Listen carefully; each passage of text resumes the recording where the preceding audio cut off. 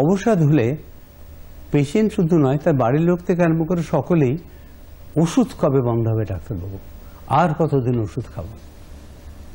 আসলে এটা বুঝতে হবে, একটা অসুখ যদি চলে তার ওষুধ খেতে হবে, ঠিক কতদিন খেতে হবে হলক করে পৃথিবীতে কেউ বলতে পারে না, সেটা সম্ভব না।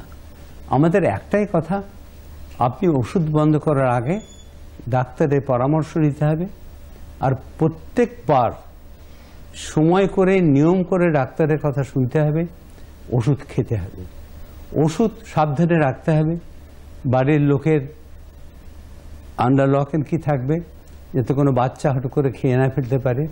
তবে আবার বলছি, মানসিক অবসাদ হলে ওষুধ খেতে হবে, ওষুধ ছাড়া কোনো রোগ, কোনো উপায় নেই। মানসিক অবসাদ অন্য 10টা অসুখের মতো অসুখ। আমরা আজকে যে আলোচনা করছি, একটা কথা শুধু, মানসিক অবসাদ অন্য 10টা অসুখের মতো অসুখ, এই কথাটা মানুষকে বোঝা দরকার, জানা দরকার। কোনো লজ্জা নেই, কোনো দ্বিধা নেই, কোনো রকমভাবে সংকোচ নেই। এই সংকোচ না করে আমরা যদি এটাকে মেনে নিতে পারি, তাহলে আগামী দিনে যে পৃথিবীর, আমরা যেটা বললাম 2030 সালে পৃথিবীর 1 নম্বর অসুখ হবে মানসিক অবসাদ, বলছে, সেই জায়গা থেকে আমরা অনেকটা এগোতে পারবো, অনেকটা এগিয়ে বেরিয়ে যেতে পারবো। কারণ একটা জিনিস, এমন কোনো অসুখ এর মধ্যে নেই যেটাতে কোনো বিনা পয়সায়, কোনো ইনভেস্টিগেশন ছাড়া আমরা ট্রিটমেন্ট করতে পারি শুধু ওষুধ দিয়ে। মানসিক অবসাদ এমনই একটা অসুখ যার জন্য এত কোনো ব্লাড টেস্ট, আমি আগেও বলেছি, এটা বারবার বলছি, কেন এটা খুব জরুরি জানা দরকার। আমাদের কাছে রুগীরা এসে বলেন, এটা স্ক্যান করলেন না ডাক্তারবাবু?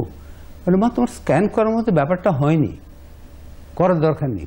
লোকের ধারণা 10টা রক্ত পরীক্ষা এবং স্ক্যান করলে বোধহয় রোগটাকে, না, ব্রেনের ব্যাপার, একটা ব্রেনের মধ্যে কোথায় আছে এটা বুঝতে হবে, তো এই জায়গাটাতে বুঝতে হবে। ডাক্তারের কাছে এসছেন, ডাক্তারকে মান্যতা দিতে হবে, কারণ ভারতবর্ষের মতো একটা গরিব দেশ, যদি আমরা হাজার হাজার লোককে মাথায় ব্যথা বললেই সিটি স্ক্যান বা এমআরআই করতে পাঠাই, এটা খুব অন্যায় ব্যাপার। সেটা আমরা করিও না, কেউ করবও না কখনো। আবার বলছি, মানসিক অবসাদ হলে সচেতন থাকুন এবং ডাক্তারের সাথে পরামর্শ করুন।